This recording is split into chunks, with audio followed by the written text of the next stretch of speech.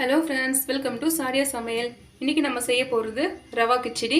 அது எப்படி செய்யலாம், அதுக்கு என்னென்ன தேவையான பொருட்களை பார்த்துடலாம். நான் ஒரு கப்பு ரவை எடுத்து வறுத்து வச்சுருக்கேன். 2 வெங்காயம் கட் பண்ணி வச்சுருக்கேன். 3 பச்சை மிளகாய், 2 தக்காளி கட் பண்ணியிருக்கேன். கருவேப்பிலை கொஞ்சம், ஃப்ரெஷ்ஷான பட்டாணி கொஞ்சம் எடுத்திருக்கேன். பீன்ஸ் கொஞ்சம், கேரட் கொஞ்சம் எல்லாம் கட் பண்ணி வச்சுருக்கேன். கொஞ்சம் 1 ஸ்பூன் அளவுக்கு கடலைப்பருப்பு எடுத்திருக்கேன். வாங்க எப்படி செய்யலான்னு பார்க்கலாம். பாத்திரம் ஹீட் பண்ணி வச்சுருக்கேங்க. எண்ணெய் ஊற்றிக்கலாம். கொஞ்சம் தாராளமாக ஊற்றிக்குங்க. அதான் 3 துண்டு பட்டை, 2 கிராம்பு எடுத்துருக்கேங்க. பருப்பு சேர்த்துக்கலாங்க.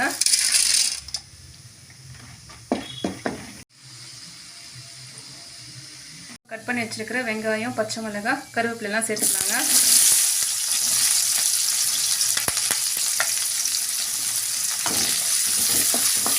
வெங்காயம் நல்லா வதக்கிக்கோங்க. கோல்டன் ப்ரௌனாக வரட்டும், அது வரைக்கும் வதக்கிக்கோங்க.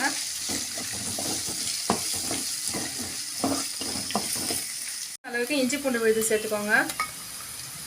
நல்லா வதக்கி விட்டுக்கலாம். இஞ்சி பூண்டோட பச்சை வாசனை போட்டோம். ஒரு 1 நிமிஷம் 2 நிமிஷம் வதக்கிக்கோங்க. நல்லா வதங்கிடுச்சுங்க. இஞ்சி பூண்டு வாசனையும் போயிடுச்சு, பச்சை வாசனை. நம்ம தக்காளி சேர்த்துக்கலாங்க. தக்காளி சேர்த்து நல்லா வதக்கிக்கலாம். தக்காளி நல்லா குழஞ்சி வரட்டும்.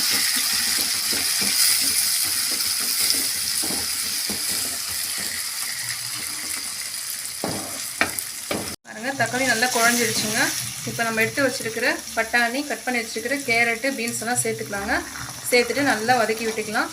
எண்ணெயிலேயே அதை வேகட்டுங்க. நல்லா கலந்து விட்டுக்கோங்க.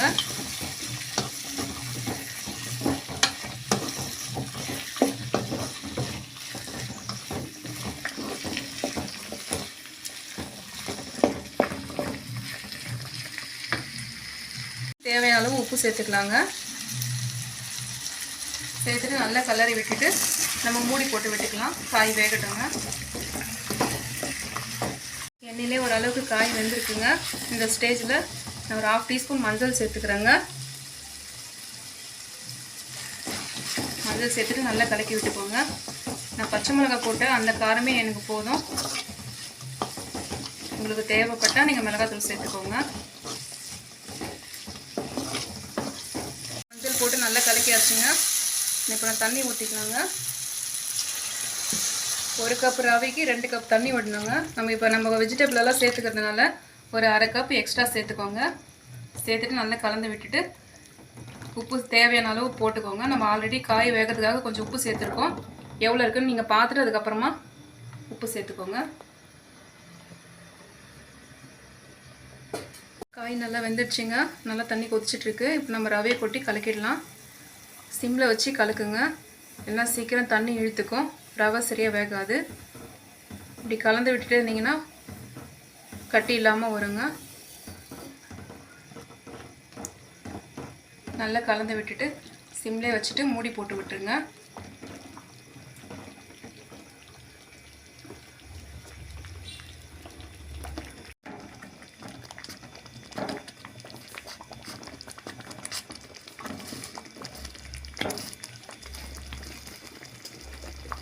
அவ்வளோதாங்க, ரவா கிச்சடி ரெடி ஆயிடுச்சு. லாஸ்ட்டாக கொத்தமல்லி தூவி நம்ம இறக்கிடலாங்க. கொத்தமல்லி தூவி கொஞ்சம் கலக்கிடலாம்.